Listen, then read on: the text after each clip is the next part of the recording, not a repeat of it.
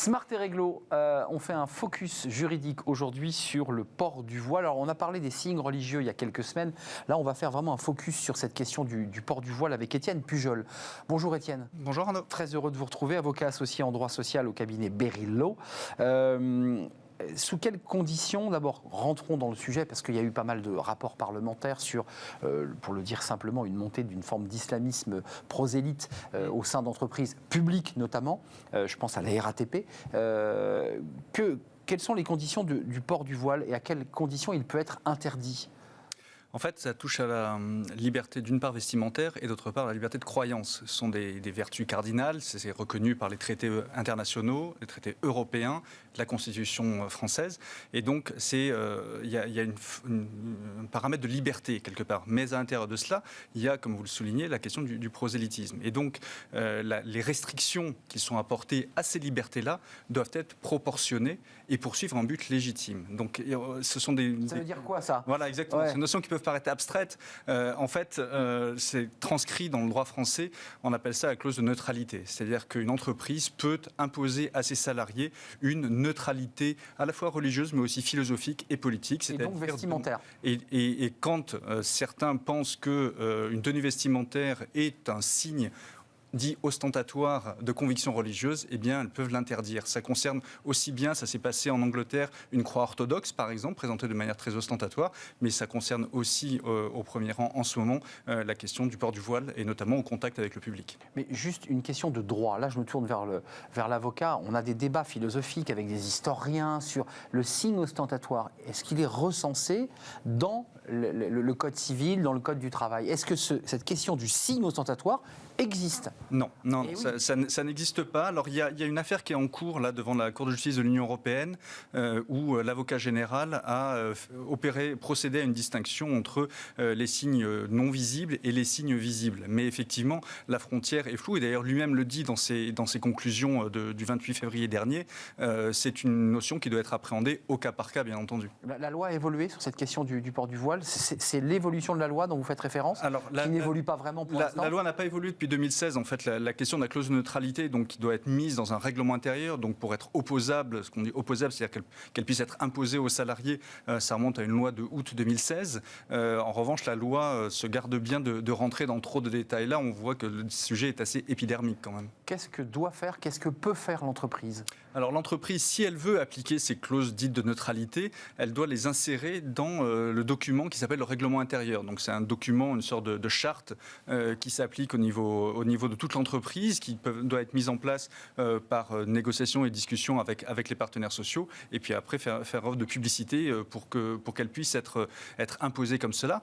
Et à l'intérieur de cette clause, il faut indiquer de quoi on parle, c'est-à-dire dire bien qu'il s'agit de neutralité. Typiquement dans un exemple là, d'une décision de la Chambre sociale de la Cour de cassation du 14 avril dernier, cette clause n'existait pas, mais l'employeur disait « mais je l'applique cette clause de neutralité, et notamment j'ai un problème de ressenti vis-à-vis de ma clientèle ».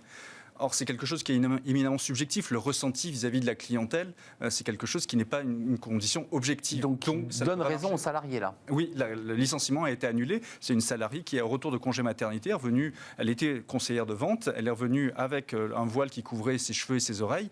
Et elle a été licenciée. Et l'employeur a été condamné. Le licenciement a été reconnu comme nul, aussi bien en première instance qu'en cour d'appel, que devant la Cour de cassation, donc en avril dernier. Parce que cet employeur, pour être précis, n'avait pas stipulé dans son règlement intérieur cette règle d'opposabilité. Exactement. Alors il se prévalait devant la Cour de cassation de différents moyens, et notamment de dire donc, cette question de subjectivité vis-à-vis de la clientèle, mais il n'avait pas mis dans le règlement intérieur, et la Chambre sociale a été assez rigoureuse là-dessus pour dire non, pour que ce soit valable, il faut que ce soit dans le règlement intérieur. Donc ça, il faut être très vigilant, il faut que ça soit bien la rédiger aussi, parce qu'il faut bien expliquer les raisons aussi pour lesquelles, et c'est pour ça que les raisons pour lesquelles ce n'est pas en place, et c'est aussi pour ça que ça doit être le fruit d'un dialogue social. Il ne faut pas que ce soit juste quelque chose qui soit imposé par l'employeur. Il faut vraiment que ce soit le fruit d'un dialogue social pour bien indiquer les raisons pour lesquelles on veut être neutre politiquement religieusement et philosophiquement. Vous avez soulevé la question fondamentale. Il y a ce signe ostentatoire qui n'est pas défini d'ailleurs dans la loi.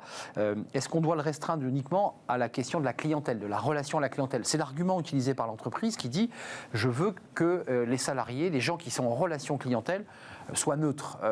Ça se limite à ça ou on peut aller plus loin? On peut aller plus loin en disant que ça doit s'appliquer à toute l'entreprise, mais ça peut aussi être une condition vis-à-vis de la clientèle.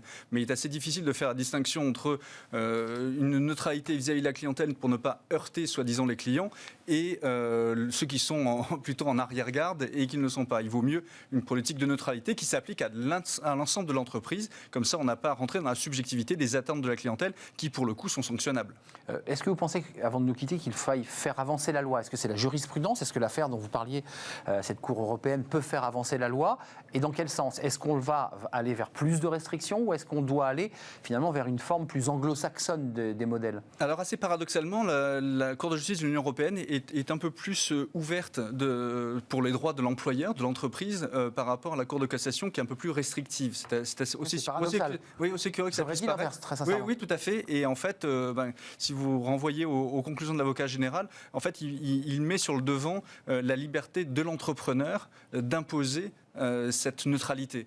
Et donc, la Chambre sociale de la Cour de cassation pourrait, le cas échéant, être amenée à évoluer sur ce point-là dans un sens plus libéral pour les entreprises. Et donc plus difficile pour le salarié d'imposer un signe ostentatoire, quel qu'il soit. Exactement, de croyance religieuse ou de conviction religieuse. Oui, parce que le signe ostentatoire est considéré comme un élément de propagande religieuse. C'est de ça dont il est question. Je tiens à appuyer ce point-là. Même si on parle beaucoup du voile, ça ne concerne pas que le voile. Je vous dis, on a un arrêt sur le port d'une croix orthodoxe. Il y a d'autres signes ostentatoires de conviction religieuse. La kippa en fait partie aussi. Le port de la kippa est un sujet aussi sensible.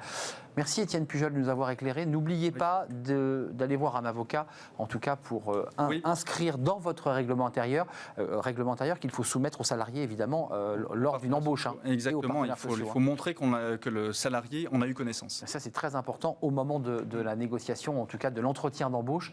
N'oubliez pas de préciser ces points qui peuvent être sensibles par rapport aux salariés. Merci Étienne Pujol d'être venu sur le plateau. Je sais qu'on va se revoir bientôt. Merci, on va se revoir. Voilà, Étienne Pujol. Sur le règlement intérieur d'ailleurs. Voilà, et sur le règlement intérieur. Il sait tout, Étienne Pujol. Il a déjà tout le planning. Merci Étienne. On fait pas une pause. On enchaîne évidemment par les 4 saisons. Ça vous dit quelque chose, les 4 saisons? Vivaldi. Non, ça sera Fanny Griesmer aujourd'hui. C'est les 4 saisons de Fanny Griesmer. Vous allez voir, elle va tout nous expliquer.